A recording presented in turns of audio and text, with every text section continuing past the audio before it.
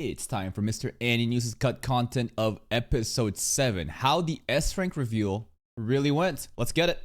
Where last episode a lot of the cut content was mainly Sung's approach to battle, here we have entire scenes ranging from a completely different outcome with Jinho and his father, all the way to Detective Beck, the full conflict with Lee Min-sung, and just a whole lot more with all the other side characters. Yeah, I feel like episodes like this where it's not just action, right? It's more of world building, exposition, a setup, right?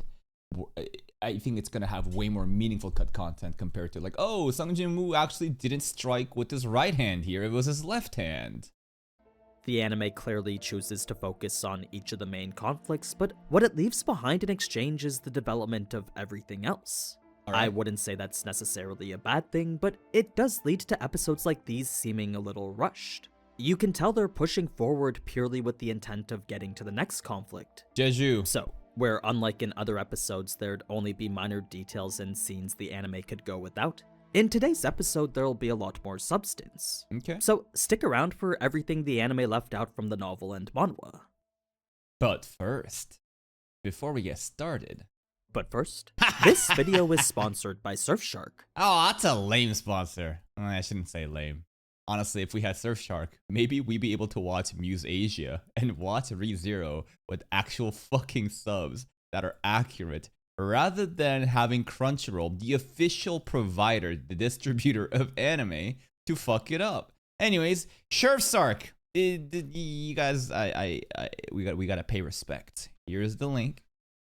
If you want a VPN, use the Aninews VPN. Code AniNewsVPN. Get your 86% off to your plan. That sounds like a ridiculously good deal, does it not? The 10th S-Rank Hunter, covering chapters 76 to 81 from the manhwa and chapters 92 to 100 from the web novel.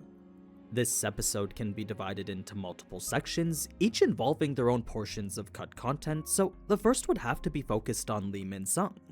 The anime just glosses over who he is and what he was planning, but the novel really goes deep into his character and impact on Sung's assessment day. What is his character in the anime?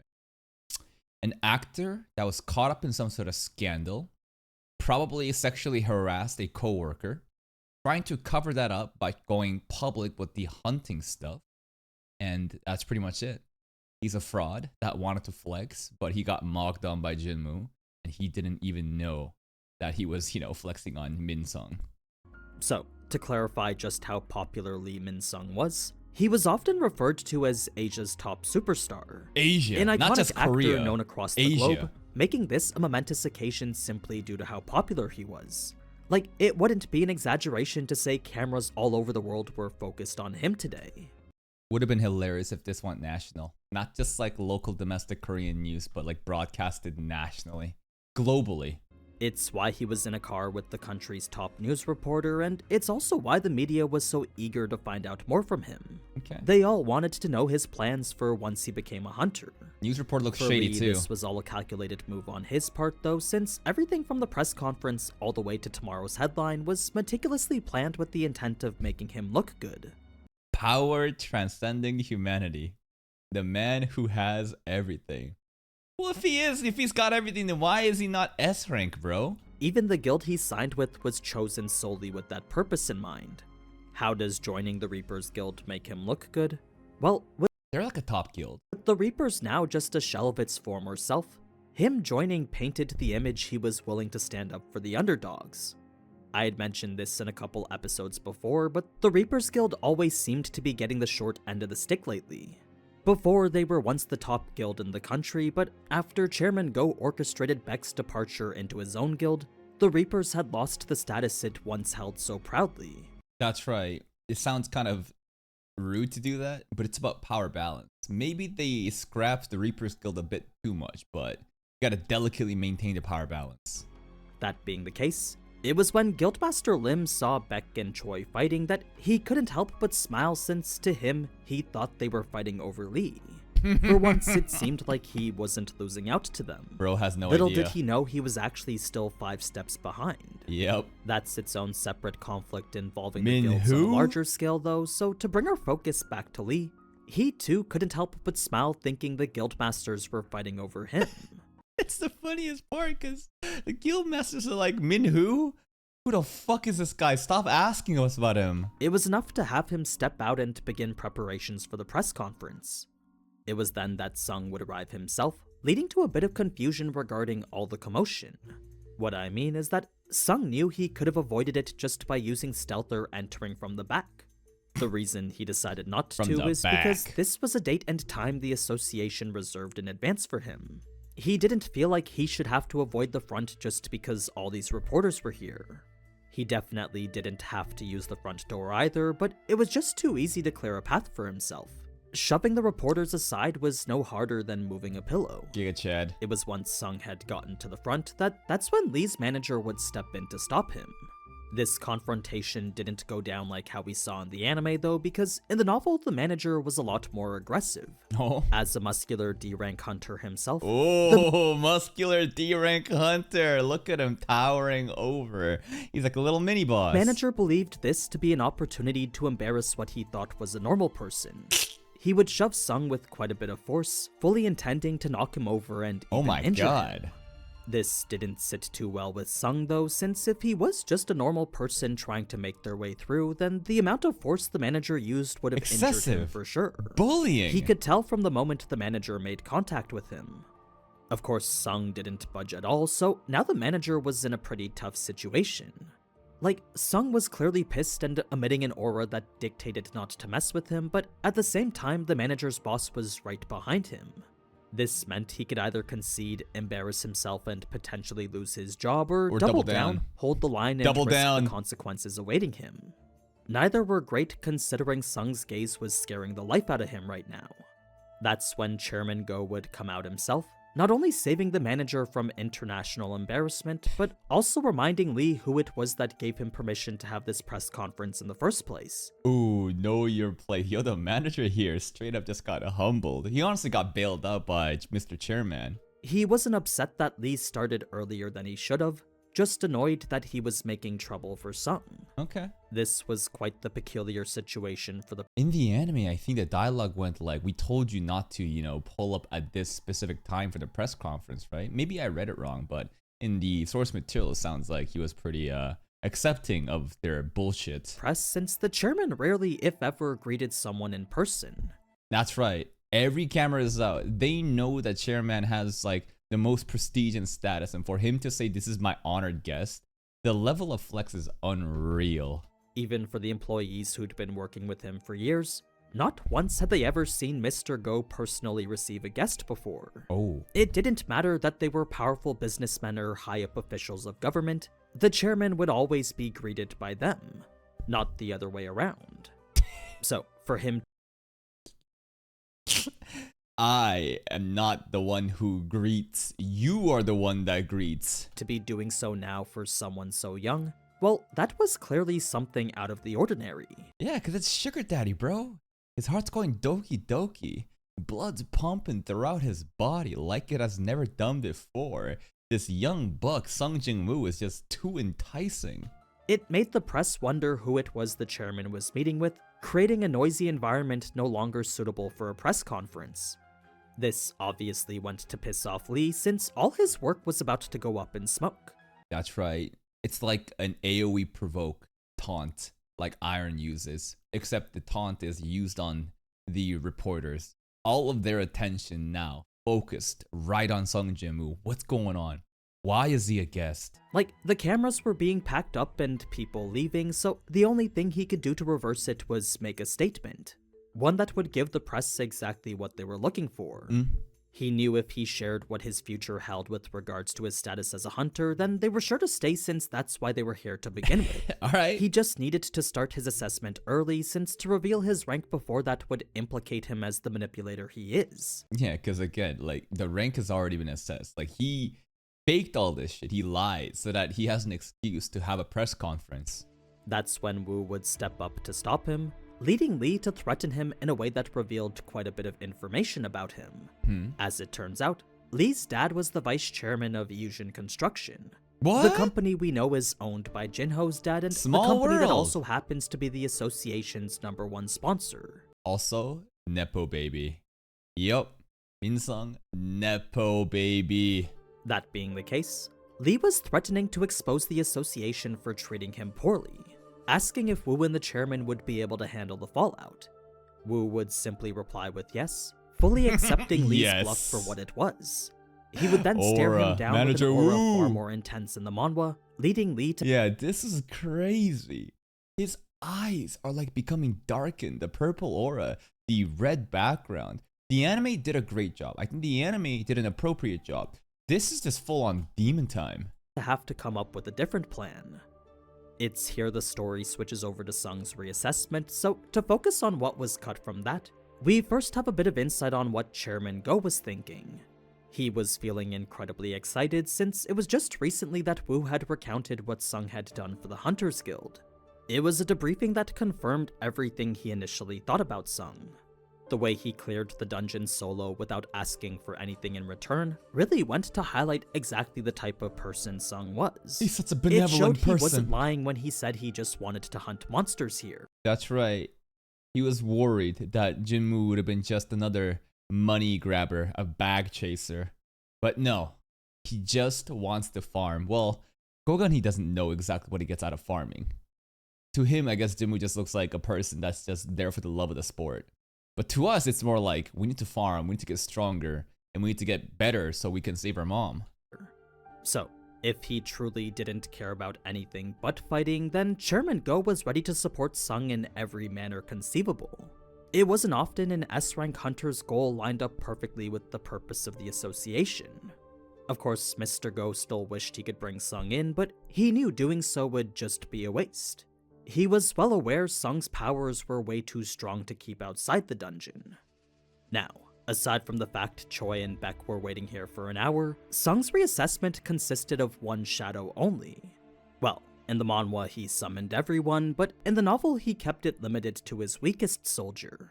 He didn't want to overwhelm the examiner with the intense pressure some of his more powerful soldiers emitted.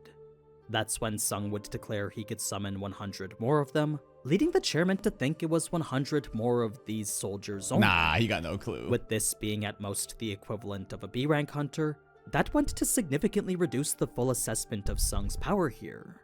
Sure, it still made him more powerful than the entire combat force of many large guilds currently out there, but that was assuming every one of his summons was only as strong as this soldier. We're so much It stronger. didn't take into account anyone else. So, Sung's power was still quite the mystery. That door actually had more aura than Min Sung himself, man. So, Sung's power was still quite the mystery, but what the examiner saw was enough to classify him as a mage-type hunter. Okay. The events after the assessment were pretty much the same, except when Beck had warned Sung not to leave, Sung assumed it was him implying that he would regret it. He thought they were referencing the massive offer he was leaving behind. Nah, the Not the paparazzi. sea of press waiting for him on the outside. It was a scene where his reaction in the manhwa was actually pretty funny. But we can't have this. No losing aura in the anime. We gotta keep him locked in, dialed in. As for how the press ended up like this, well, that takes us to a scene from 10 minutes prior. Okay. While Sung was showcasing his abilities to the examiner, Lee was saving face making the announcement we saw in the anime. He dropped the bomb that he was retiring and made clear regardless of his rank, he would fully commit to being a hunter. This was to make it seem like he cared about his people and his country, but Okay, but like, if you're gonna do that, don't do this pose. Like, if you're gonna carefully craft a script and try to portray yourself as like a very humble and benevolent person that's doing it for the people, why do this pose, bro? This is the worship me pose. This is the I am different, you are ants pose. What in the fuck is going on? what it really was a lie to divert attention from those complaining he was avoiding his mandatory military service. Oh, what? That's even funnier because there's been a lot of scandals in Korea. Basically, there's a mandatory military service. I forget exactly what age you have to go to, but basically after high school and before you start college, right? There's like a couple of years that you have to serve in the military. It's just how things are over there. If you are an exceptional person, you may get some differences. For example, let's say you're like a K-pop idol. Those couple years in your early 20s and late, 10s, I guess, right? those are very important earning years. That's like, it's like a young man's game, a young girl's game, right? So if you are like a celebrity or an idol, you could get deference. If you're a faker, if you're the League of Legends, god faker, and you've brought that much, like clout to Korea and boosted up, the esports industry there, you can just skip it. I'm pretty sure Faker literally won enough tournaments or something and has a special privilege to skip military service. I'm not completely sure if that's correct, but that's what I remember hearing. There's also been like scandals in the past where idols or celebrities intentionally left Korea to avoid the military, and you're basically seen as a traitor, like a race traitor. How dare you? For the sake of the motherland, you should, everybody is in this required to participate, but there's a bunch of stuff happening there. So it's interesting that, the military service is getting brought in the source material. What it really was a lie to divert attention from those complaining he was avoiding his mandatory military service. As is, I mean, to be honest, bro, like, becoming a hunter, that's worse than military service. Like, why do you want to avoid military service? Because it's harsh. It's very labor intensive. Your life could also be on the line if some sort of war breaks out and you have to serve enough time there. If you're a hunter, you just go to the front lines immediately with threats that I'd assume is even worse than anything military could offer. Is required for every adult male in South Korea, Lee was using his father's I didn't do military service because I immigrated here and got a Canadian citizenship when I was very young. status to avoid what would normally be 2 years of conscription. So, where before the media was spotlighting something obviously terrible for his brand, this was the perfect way to reverse it. By retiring from acting and joining the Reapers Guild, not only did it make it seem like he was descending the summit just to protect the people, but it also came with a whole lot of money and the reputation of being the Reaper Guild's most famous hunter. That makes a lot more sense in the source material, because in the anime, what was the excuse? Military conscription was never mentioned, but it was more of like a scandal.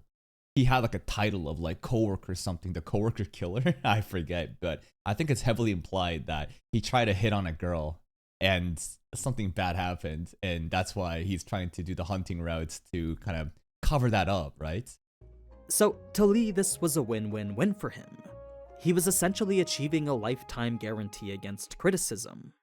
It was right at the climax of his reveal, though, that reporters' phones would start to ring one after the other. S rank. They were all receiving the news of the country's 10th S rank, all while slowly piecing together it was the mystery person they saw earlier.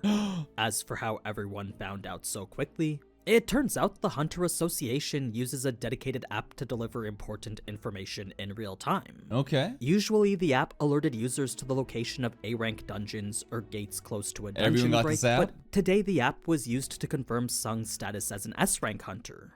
Everyone basically got a text message on their phone saying, newest 10th S rank hunter has arrived. It was updated the moment Sung's new license was made.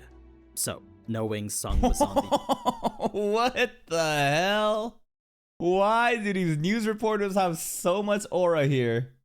They're also activating all their powers, bro, to get the headline scoop. Look how thirsty they are for the, the articles. I mean, that's their job. That's the, it's the nature of this industry. You gotta get the news immediately. the inside, the press was now trying to rush the building, That all laser while is Lee was stuck hilarious. figuring out why no one was paying attention to him anymore. He had even tried talking to the reporter who was previously They creating are headlines S-rank for him, reporters. but all eyes were focused on Sung now. So that was the full extent of Lee's involvement here. Hey, at least the bodyguard stuck around, right? The news reporters all ditched him, right? But the bodyguard, the one that was bullying Jinwoo in the beginning, right? He stuck around. How loyal. It makes sense why the anime decided not to include everything about him, but if they did, it would have just served to add to the excitement. All he is a foil to contrast with Sung's character, a point that was still made clear with the abridged version we got in the anime. Now, the next major cut content comes in the form of Jinho's conversation with his father. Before we get to the next one, give me 1 second. Just be right back.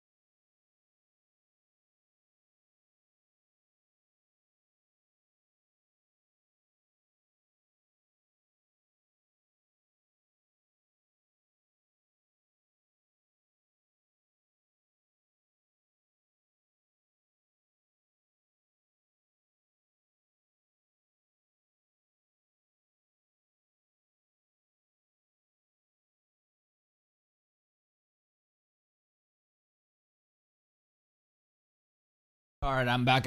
Let's get it.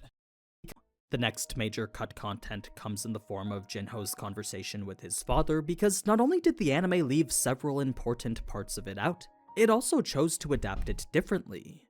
What I mean is that the outcome of this conversation wasn't the same as what we saw here. To start it from the very beginning though, it was right as they were about to start discussing Sung that Mr. Yu would receive the news about Sung himself. S rank. A phone call would leave him looking genuinely surprised, after which he would put on the news for Jinho to see. On it was a Sung looking very clearly annoyed.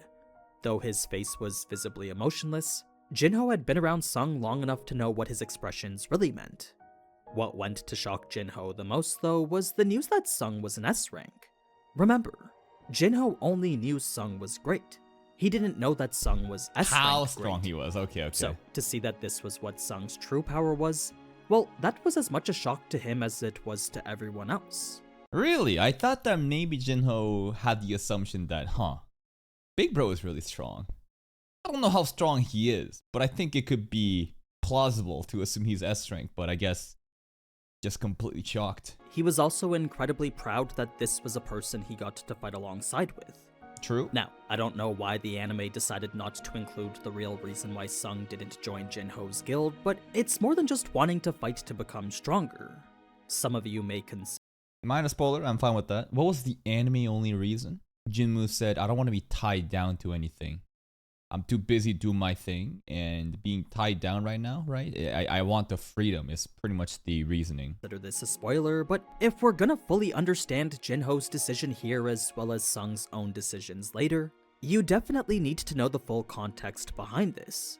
So, I'm sure this was pretty obvious, but the reason Sung declined is because he's planning to make his own guild. Oh, And the reason Jinho declined his father is because Sung had asked him to become Vice Guild Master. It's before Jinho would reveal his intent to accept that offer, though, that Mr. Yu would first show a rare expression of content. respect that Jinho will do his own thing rather than following the footsteps and just being, leeching off the coattails of the family. So, own guild, I thought that Jinmu's guild would be Jinho's guild. It would be a direct branch off of dad, right? But okay, the goal is to literally make our own guild. What should it be called? Aura farmers? Sharp chins? I don't know, but solo guild incoming. It was a Yeah, if it's solo leveling, that'd be crazy. Straight up. Title drop. Solo leveling. Solo leveling is the English, title of this series, because in Korean it's a bit different. It's more like only I level up, but it'd be so cool if the guild was just solo leveling. change of face so unexpected that when it did happen, it usually spoke volumes. Here it was so strange that Jinho couldn't even look at it. Why the smile then? Well, despite Jinho not being able to secure Sung into their guild, what he achieved by befriending Sung was something his father hadn't been able to do himself yet. A connection. It was an action that fully aligned with the true intent behind the Yujin Guild's creation. An important bit of context the anime never explained to us. So, why did Mr. Yu really want to create a guild? Well, I thought it was all about just getting a piece of the mass industry of hunter stuff.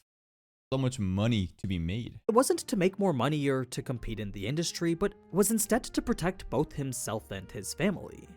In a world where hunters were growing stronger by the day, They wanted to bodyguards? him it wasn't enough to rely on the rule of law or government anymore. Okay. I mean, with some hunters being as strong as an entire nation's military and others ruling like kings in certain smaller countries, it was only a matter of time before a new world order was formed. Uh-oh. At least that's what it seemed like anyway.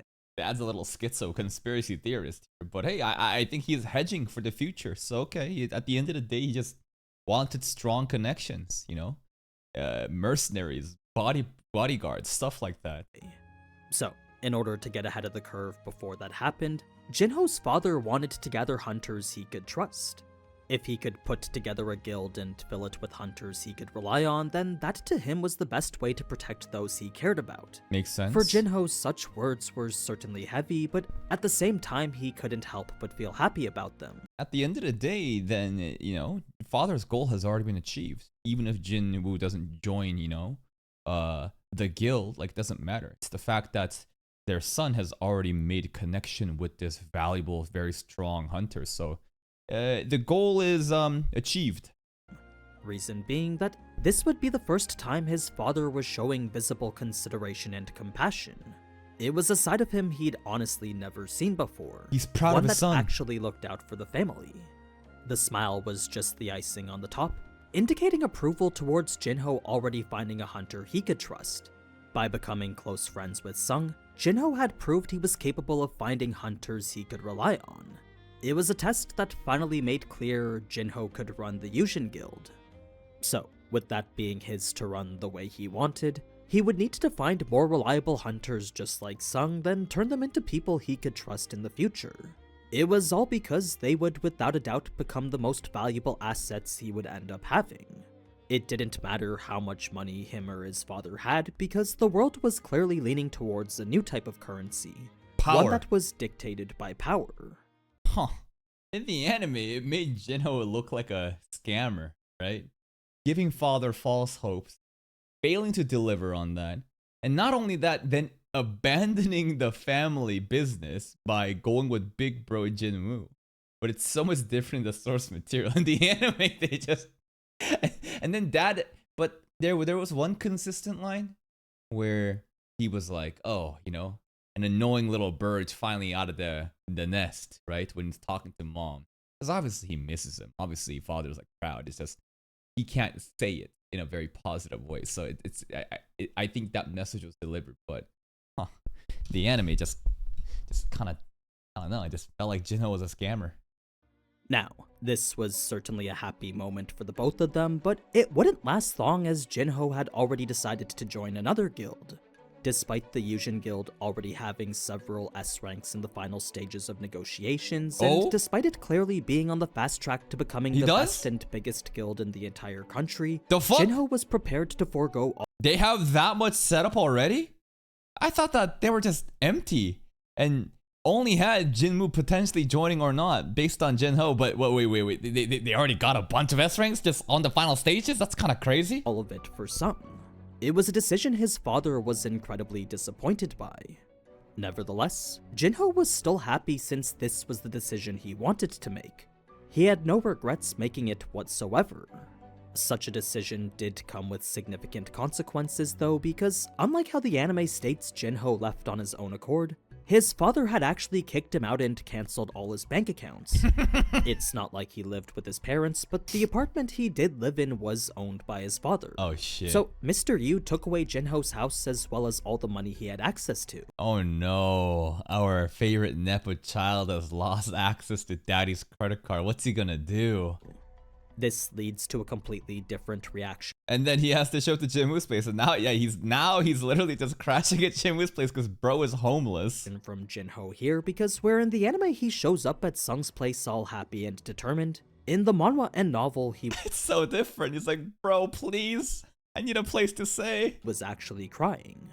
I know I'm skipping past a lot of cut content from in between these scenes, but I just want to make the whole Jinho storyline as coherent as possible. Okay. So Jinho would show up to Sung's asking for a place to stay, only to get the door shut in his face before he could even finish. That's fucked up. Sung had zero intent of letting Jinho stay in the same house as his sister, instead forcing him to go and find a motel. It's not that he hates Jinho. It's the delicate nature of, there's a high school girl in the place, and what's gonna happen with Jinho? You never know. This would be until he could find some office space for his own guild, but there was very little compassion from Sung in the manhwa and novel.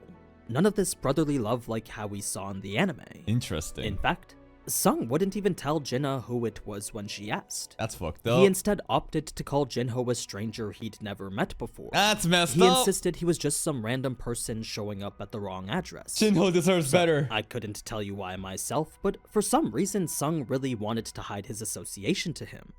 It's for that reason why I think the anime presents this scene a little bit better, since shutting out Jinho doesn't really seem like something Sung would do here. Yeah, I think that the way that the anime did it was a lot more like imagine if they did it the source material. It would be just out of left field. Like, what the fuck? You're being so mean, bro. What the hell? But the anime, it's just kind of like, all right, come on in. I mean, the man literally just gave up a multi-billion-dollar business opportunity. The Yeah. least Sung could do in return is provide him a place to stay. And what's even funnier is like, just a couple episodes ago, they had that heartfelt discussion of, oh, will you be my big bro? And Jinwoo was like, yeah, I'll be your big bro. Fast forward like a couple episodes. Who the fuck are you? Kicked out. Especially after all that talk about being brothers at the restaurant. Exactly! Now, when the story goes back to Jinho's father later, despite his wife suggesting he was being a bit too harsh, Mr. Yu fully agreed every choice had responsibilities and consequences. That being the case, this was just the result of Jinho's choice. As frustrated as Mr. Yu seemed though, his wife wasn't so sure he was actually angry. Probably a little upset, definitely disappointed. How could you not be after all those promises? But still, at the end of the day, proud of his son, and for the son to go out and build his own future. Reason being that, despite all the talk, his expression still looked as if he was pleased in some way. Yeah, and you would never think that's the thing about Asian parents, bro. You look at his face. Does this look like a happy person to you? No. They look pissed off. This dude looks just anything but happy, right? But with enough context and a nuanced understanding of Asian culture, this is actually a pretty decent face. Yes, he was upset since Jinho rebelled against him, but at the same time he wasn't unhappy. No, he couldn't help but be a little content with the way Jinho showed conviction towards something he was passionate about. Yeah, the resolve is made. So, really, Mr. Yu was only upset at Jinho saying no to him because the lifestyle he built was no different than the one he had in his business. To him, orders were meant to be followed, and for anyone to say no to them, well, that was unacceptable. That being the case, his reaction to Jinho was essentially the equivalent of him firing an employee. It was just the natural way to respond for him. You're fired. The reaction of someone who treated his family the same way he treated a business. It was then that the first symptoms of the eternal slumber would take effect, but rather than talk about that now, I'm gonna save the rest of the press conference, Part 2? sleuthing, the auction house, and the dungeon for another video. Smart. Milk it, baby. Separate that shit. Why have one cut content when we can have two cut content? If I continued talking about the cut content from all that, then this video would be 40 minutes and I wouldn't be finished until Saturday. Let's go. So expect a part 2 to this episode likely on Friday or Saturday. I still think that this girl is the one, bro. Her ears just match up. The ear matches up with the helmet that has ear holes. Saturday. I do hope you enjoyed this one though, as there was certainly quite a lot to talk about. I did. It might not be focused on Sung, but these scenes definitely serve to develop the world around him. That's right. World building episodes, man. Add so much depth and characterization. What did we learn today? Learned a lot more about what Minsung was doing, right?